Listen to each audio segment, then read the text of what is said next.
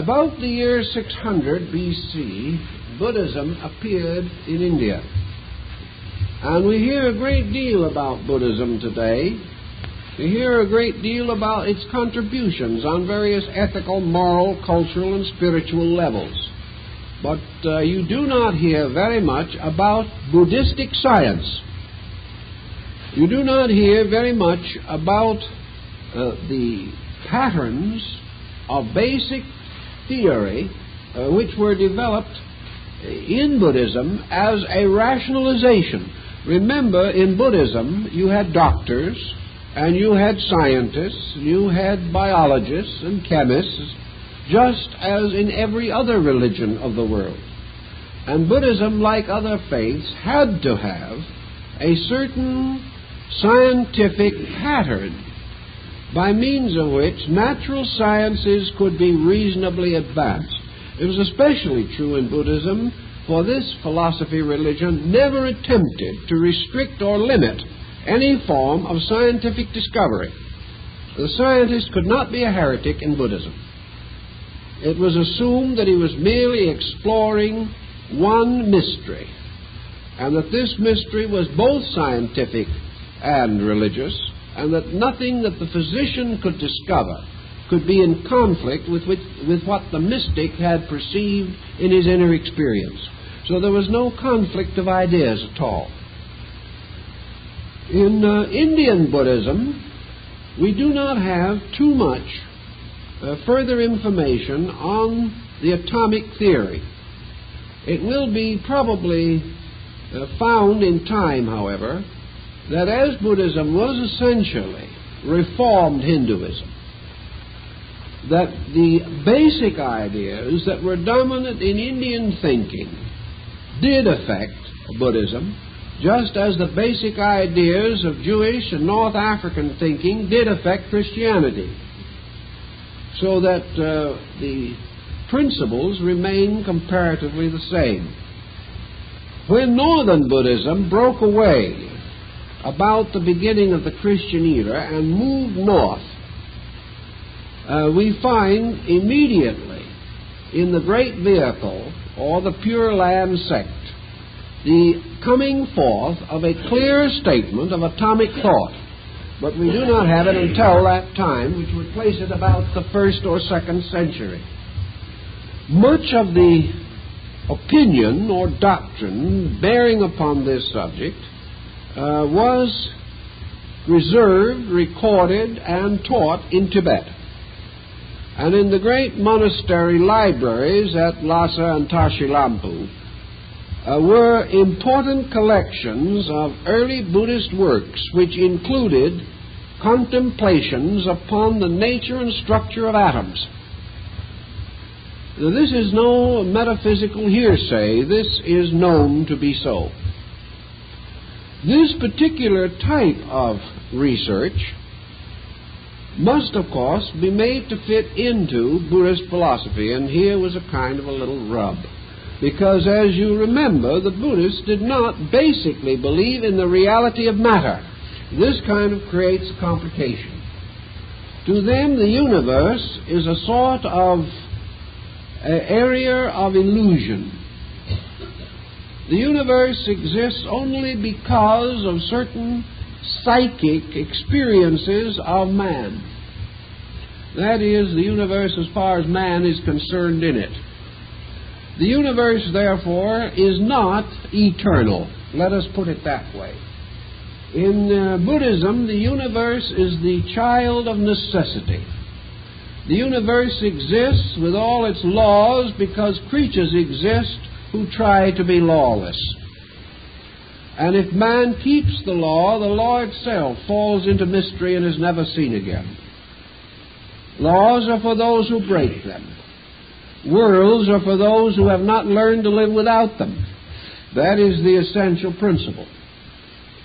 Therefore, it would not be conceivable to the Buddhist that the atom could be an absolute abstract reality. The atom, therefore, had to be some kind of a structure partaking in and of the illusion of existence. The atom, therefore, also had to be something which exists for a time and then does not exist anymore. This idea that we have of the eternity of time and space and substance, these ideas were foreign to the Buddhist thinker. Buddha never denied that man had a body, but he denies the essential reality of that body. Buddha did not say we did not have a house to live in. He did not believe in the non-reality of matter in the sense that we look at something, see it, and it isn't there. That was not his concept at all. What he believed in was the non-essentialness of these things. They exist because man exists in a certain state. If man, for example, lived in a different dimension of consciousness, a house would be no good to him. If an individual lived on a different level of spiritual reality, his body would be no good to him. These things belong to him here and now because of what he is here and now. They have no actual, infinite existence. So what are we going to do with this particular subject? How are we going to handle it? The answer to the Buddhist thinking seemed to be that your atom was the basic unit of the power of cognition. In other words, the atom is the very substance out of which thought and idea originate. Therefore, atoms are thought-idea entities or units. They are units upon which almost any concept can come into existence. And thinking is drawing together mental atoms. Nirvana, or the ceasing of personal existence, is the scattering of these mental atoms back again into their cause. Here we have a new dimension, a world in which space becomes thought. And in this same universe, what we call motion becomes will. Therefore, the universe exists only of will and the object of will. And the object of will is a conjured up mental image of the thing willed. To Buddhism, the will is not the separate power in man by means of which he determines to bowl over a rock down the street. To Buddhism, will is the power in man which causes him to think about a rock and to create a series of circumstances by the operation of his own will thought factor. As Nietzsche points out, and also Schopenhauer, the universe of Buddhism consists of will and obstruction, will and obstacle. So what we have now is will in the form of an energy, a consciousness, obstruction being the Buddhist equivalent of matter. We have obstruction to will. We have resistance, energy resistance, constantly operating against each other. Energy is made up of one kind of atoms. Resistance is made up of the other kind of atoms. So you have your will atom and your resistance atom. Now, what is essentially the difference between will and resistance? Essentially, the difference between will and thought. Because thought always is resistance. A new idea is resisted to the bitter end. Invited to outgrow a fault. We resist it to the bitter end. I don't mean the fault, I mean the invitation to overcome it. So in Buddhism, you have will as a motion. But this is a motion moving something that has an existence. It is moving against something else. And it is moving, therefore, against the opposite of itself. Now, this brings another interesting phase of Buddhist atomism, as actually taught in Tibet. Namely, that there are, therefore, psychic mental atoms. These psychic mental atoms we call selves. And every self is a psychic mental atom. The self, by means of its various processes, builds up. The union of the atoms which have the self principle in them results in the gradual building up of a body which has a self in it, the compound body being always equaled by the internal compound of the self element. So form and self build up together.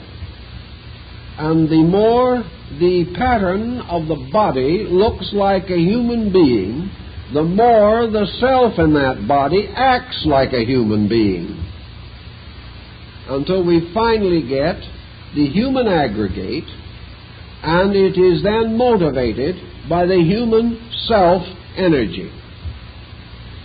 Now, the self is composed of atoms, of which the greatest of them are the 5 groups of the skandhas.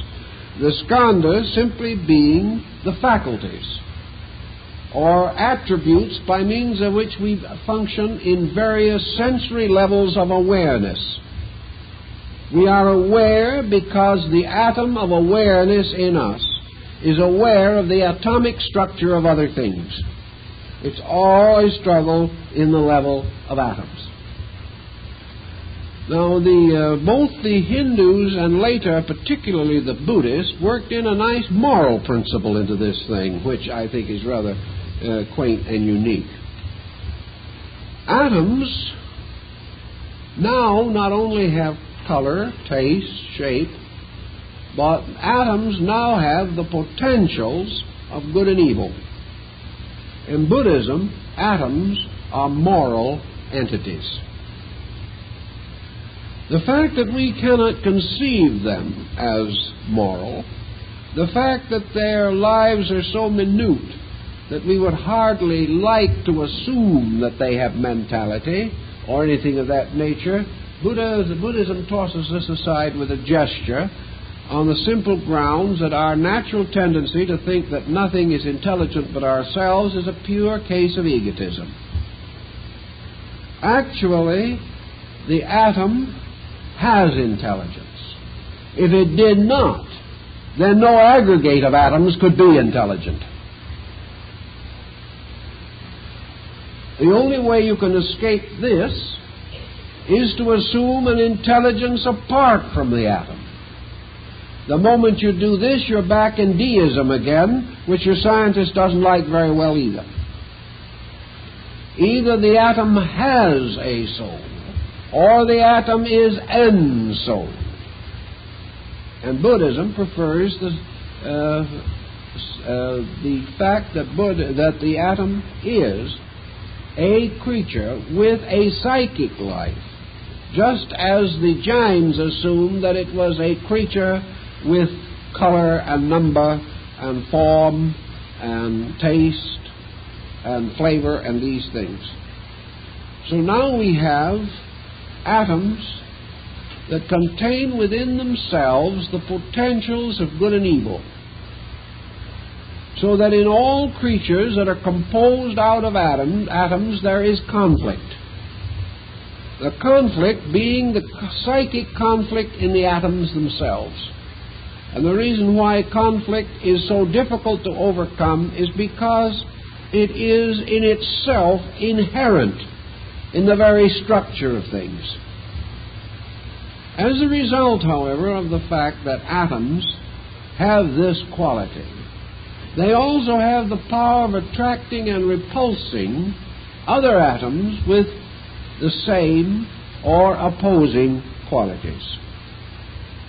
Now, according to Buddhism, all action, all conduct, all thought, and all emotion exercises a magnetic force, and everything that we think, everything that we do, every plot, scheme, and strategy that moves through us, every condition of consciousness draws atoms, draws them from space around us.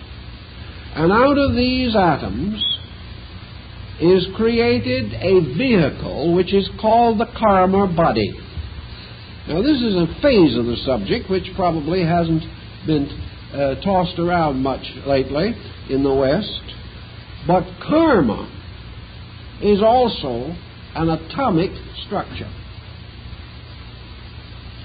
These karmic atoms drawn into the complex of the human life therefore represent all types of condition drawn by attitude. An individual, for example, is by nature stubborn. By career, he improves it. And by the time he is 60 or 65 years old, he is a monument to stubbornness. Now, the fact that stubbornness has grown in him simply means that its atomic structure has built up. And while we do not think of stubbornness as a being, Buddhism thinks of it as a condition or a state. And Buddhism says, actually, no condition can be a non-existing thing. A thing either exists or it doesn't. If a condition exists, if an attitude exists, if an impulse exists, then it must be composed of material by which existence is possible. If your thought does not have some kind of an existence, it is not a thought. Perhaps we could explain some of these matters by our concept of vibration. But to these other people, vibration would be simply another term for atomic arrangement, or the vitalizing and activating of atomic structures. So hate is a mass of hate atoms. If you draw more of them, the hate structure grows by increased vitality. Love is a group of atoms. Now, this solves something we've all been worrying about for a long, long time. Everyone has tried to find a good definition of love. It is an atomic structure. Now, that solves everything. But actually, love either is or isn't. The mere fact we can't see it has nothing to do with its existence. If it exists, it is something. If it is something, it is atoms. That is your Buddhist statement strong. Because it must be something or nothing. It cannot be nothing because it exists. Therefore, it must be atoms. All these different abstractions are atoms. Now, we are fully aware that to a measure we can demonstrate part of this to be true even now. We know, for example, that when we place a little sack of lavender in a drawer and it scents the contents of the drawer, that this odor is an emanation. That this odor is not simply nothing because it is not physically attached to the little sachet bag from which it emanates.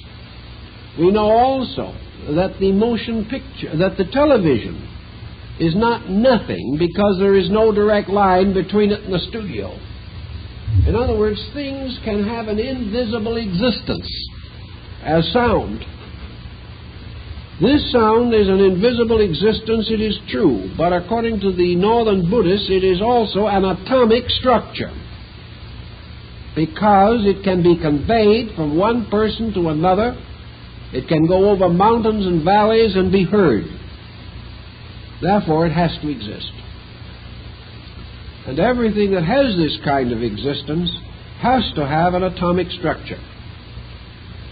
The next point that they make is that little moral point I was telling you about, namely, that according to Buddhism, the building up of the karma body by the attracting of atoms results in the gradual integration of what almost might be termed a not self, a negative polarization.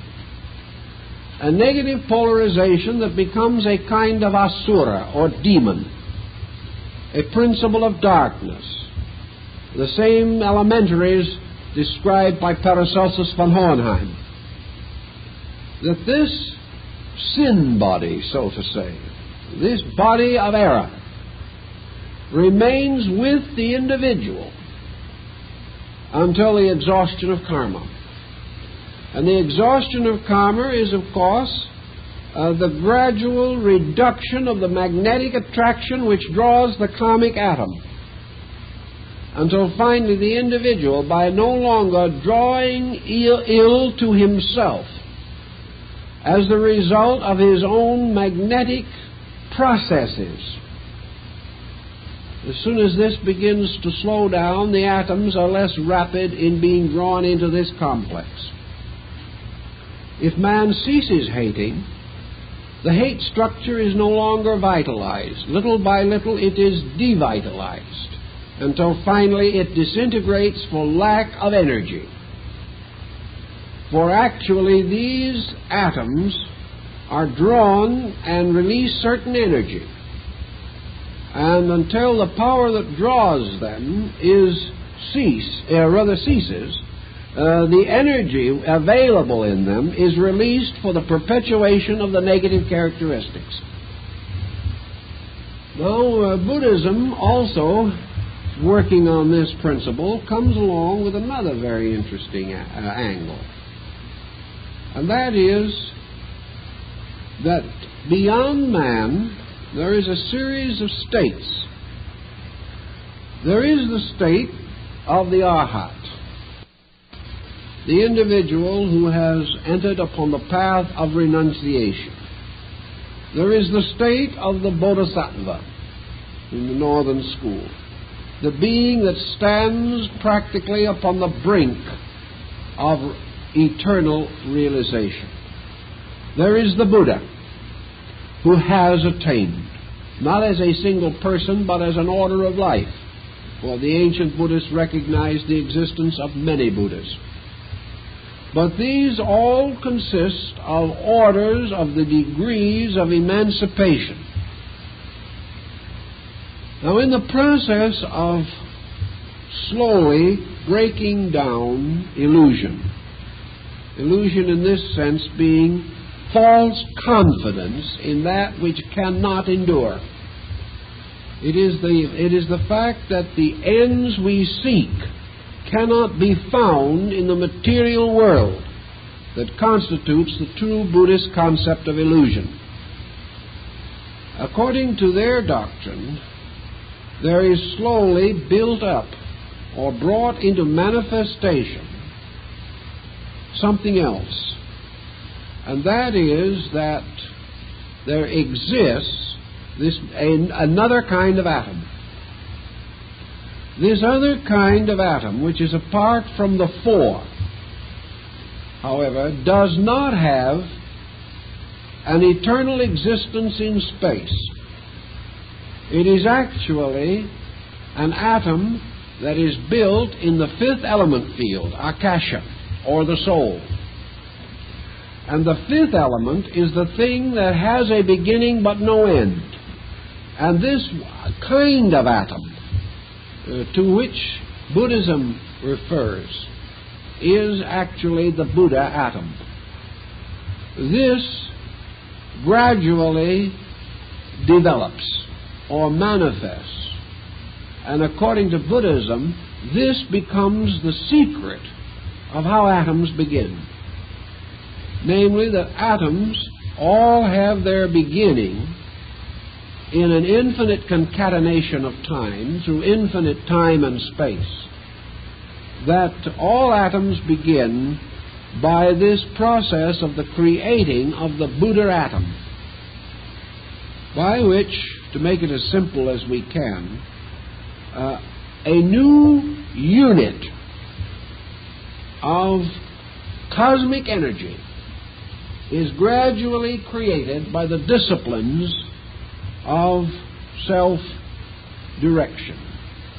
And as the time goes on, the impermanent or karma body composed of atoms slowly disintegrates. And at the final edge of nirvana, at the very end of things, a different kind of atom comes into existence, and this atom takes over. This atom is infinite life. This atom is something we cannot conceive of at the present time, but it is the one real type of atom that does exist, and it is not involved in creation at all. But it is the reason why everything lives. It's the reason why space and the atom can exist. And the attainment of the nirvana is as described in Buddhism, or the illumination of Buddha, is to a measure a representation of this. For it is the bursting of this great sun of light. It is the achievement of the mysterious eternal unit that constitutes the Buddha atom. Once this atom is created, as Gautama points out in a number of his dialogues, this atom comes into existence on that occasion when, with fullness of contrition of spirit and of mind, a being, no matter how humble, how uneducated, how uninformed, or what land he may live in, no matter what part of the earth or race that he may come from, whenever that human being inwardly resolves that his life shall be useful to another, in that moment the Buddha atom is born. In that moment the service of good takes over upon the personal selfishness of life.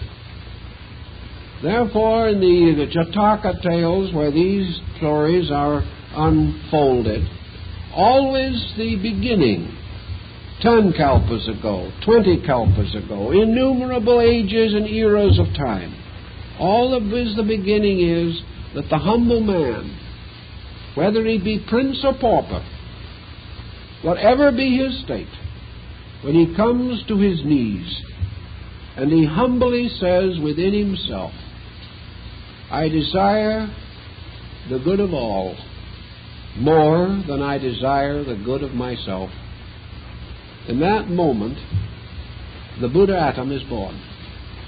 It is at that moment also, according to the Buddhist, that a seed drops from the lotus throne pond at the foot of the throne of Amitabha into the pool of life. At that moment, the Buddha seed is sown in the paradise of Amitabha. Now, it may take millions of years, hundreds of ages and generations, before this little dedication, gradually flowering, gradually unfolding and expanding, comes finally to the fulfillment of its destiny.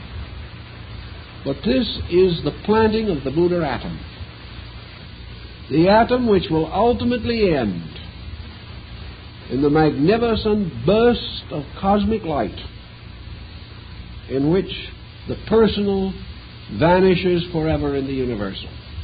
This is the seed of salvation that is referred to in several of the ancient scriptural writings. Thus there is an atom a kind of psychic atom that is created by the discipline of evolution, the discipline of growth.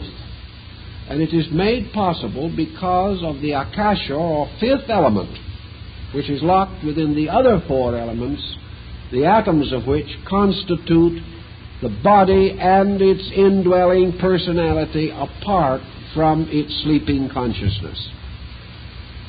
So this moves along until finally we have the emergence of this great mystery, the mystery of the complete consciousness atom. The motion of Buddhism was, of course, carried not only into Tibet, but moved relentlessly on into China.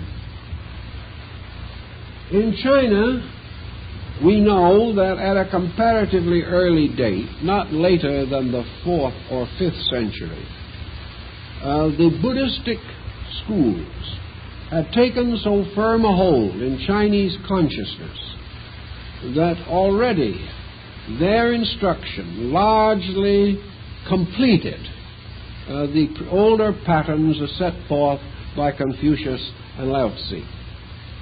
Thus, Buddhism, the northern school of Buddhism, having established itself firmly in China, and having spread throughout China and Korea, and later traveling into the island kingdom of Japan, in this pattern, atomism moved into China. What do we know of atomism prior to Buddhism in China? What we have said about India will very largely cover this point. If Indian language is difficult to translate, Chinese is worse. And even the best Chinese scholars today are unable to be certain of the translation of many classical works. There is nothing more difficult in the world than to translate a highly technical Chinese document. Even the Chinese cannot always do it, and even their best scholars cannot always do it.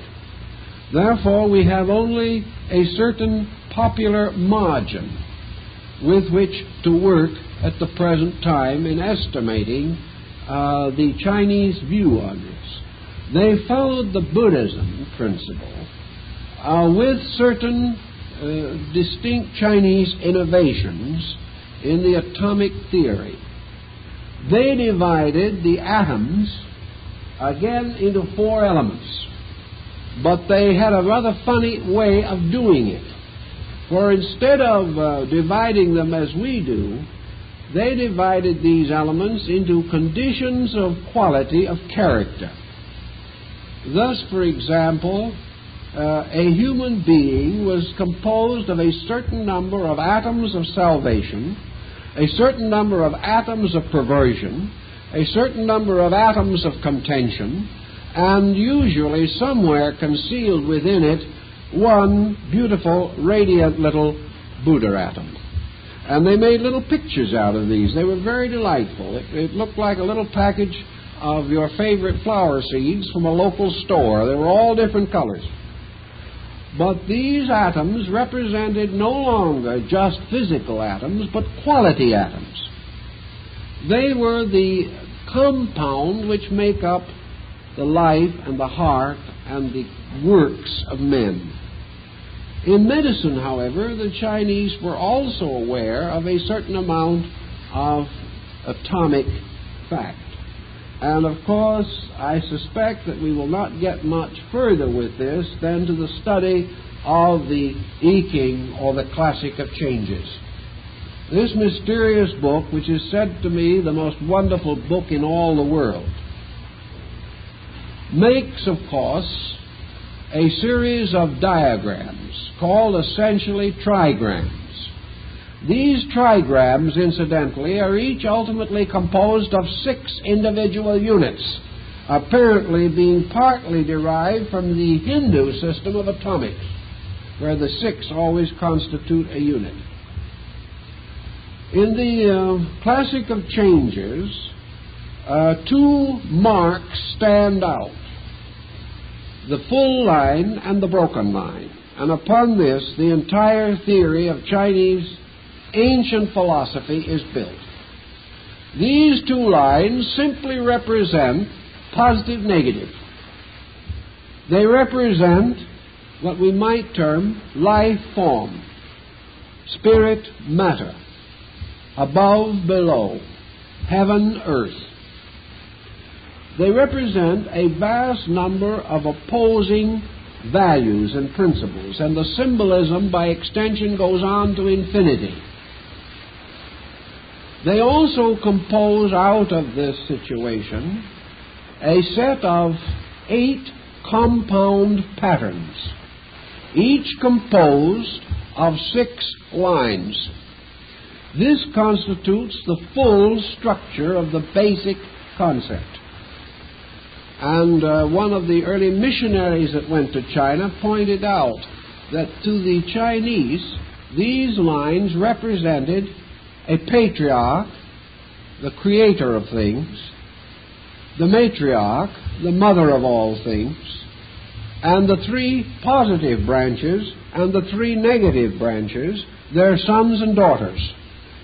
Also that these 8, according to the Chinese story, were placed in a ship, and this ship floated upon the surface of the sea when the world was destroyed, and later when the dry land reappeared, this family of 8 came forth and populated the earth according to the sworn testimony of Fu He, the first heavenly emperor.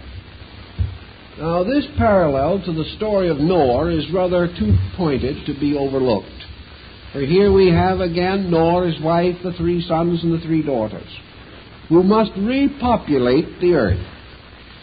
This structure of lines, broken and whole lines, goes right back to our original concept of the nature of space. Namely, that space represents a polarized area in which energy and space itself become the positive and negative attributes. But the Chinese, bless their souls, they always did it that way, always made the negative positive and the positive negative. Therefore, to them, the empty space is positive and the principle of activity is negative. Why? Because the Chinese mind says positiveness is duration.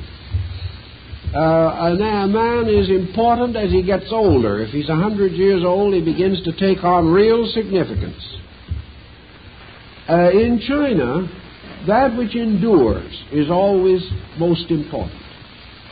Motion ceases, but space does not. Motion is restricted. Space is everywhere.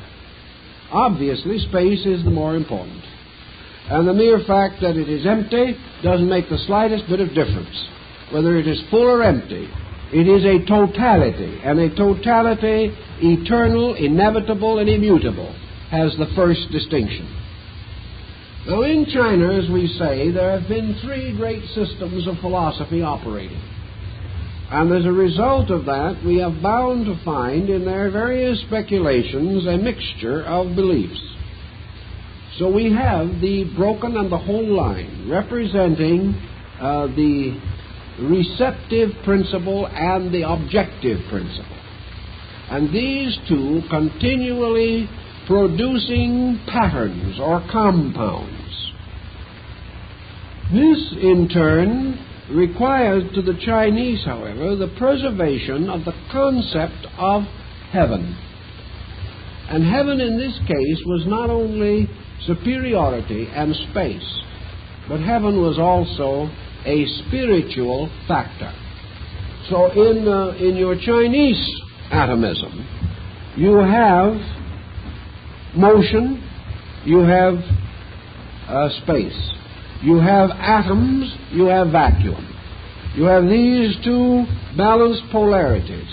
But in China, you have heaven ordaining all of the motions of atom in space or in vacuum. Therefore, heaven becomes more than the positive atom. Heaven becomes the Lord of atoms. And China frankly acknowledges the existence of a power superior to the power of the atom. It does not, however, insist that this power is separate from the atom, but declares that the atom has two parts, its outer part corresponding to earth, and its inner part corresponding to heaven. Therefore, the atoms can have their own heaven and earth. The atom contains both God and nature. The atom contains both motion and silence, or stillness. The atom contains both power and space. For each atom also possesses its space allotment. These atoms are, as in India and among the Buddhists, seminal or seed-like. But from the accumulation of these atoms, all structures are formed. But the Chinese, with their natural love of everything that is artistic, have created a concept that the universe is assembled by the sheer artistry of law.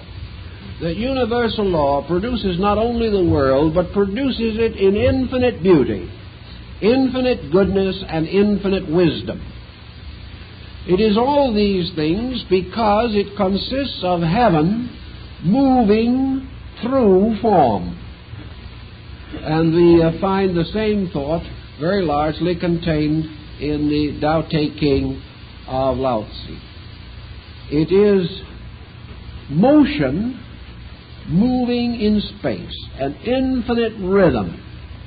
And that which moves is only motion because it moves something. Pure motion in a vacuum could not be known. But motion causing atoms to dance can be known.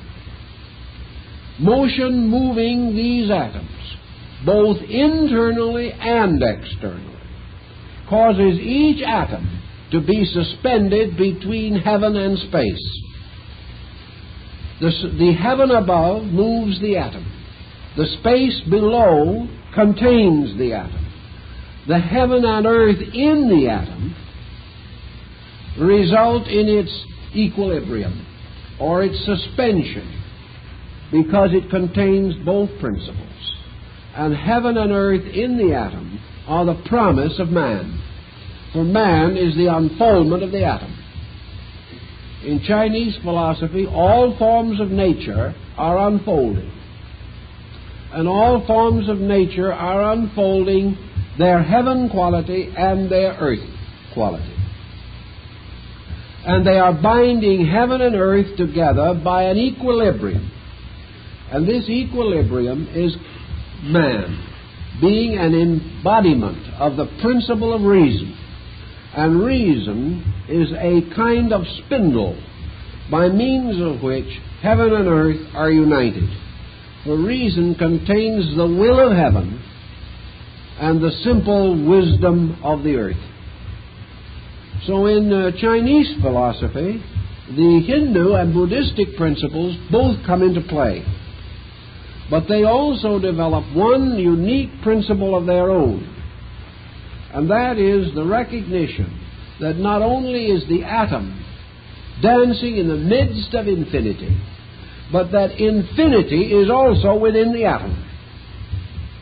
That the atom is a kind of a door. And if you could step through that door from this world to the world within the atom, you would step out of a very little house into an inconceivable mansion. For that which is locked within the atom, because we are no longer worried with size, dimension, time, place, and these other boundaries which we have arbitrarily placed upon principles, that actually, if we could step through the atom, we would step from the darkness and insecurity and uncertainty of a very tiny world into a luminous world of energies, into an inconceivable region of powers and forces. And in this stepping through, we would therefore move into a new dimension of heaven and earth. And we would see an earth of infinite magnitude and a heaven of infinite power. And we would realize that the atom suspended between the two and more or less partaking of both is the most rudimentary compound, and that it is this compound that makes man possible. It is this compound that brings forth the birds, the bees, and the trees, and the flowers. But it also finally brings forth from its own potential its own equilibrium power. And that equilibrium power is man. For it is man who must reconcile heaven and earth. It is also man who must sometime learn to use and not abuse the deep, mysterious power that is locked within the mystery of the atom. Time's up.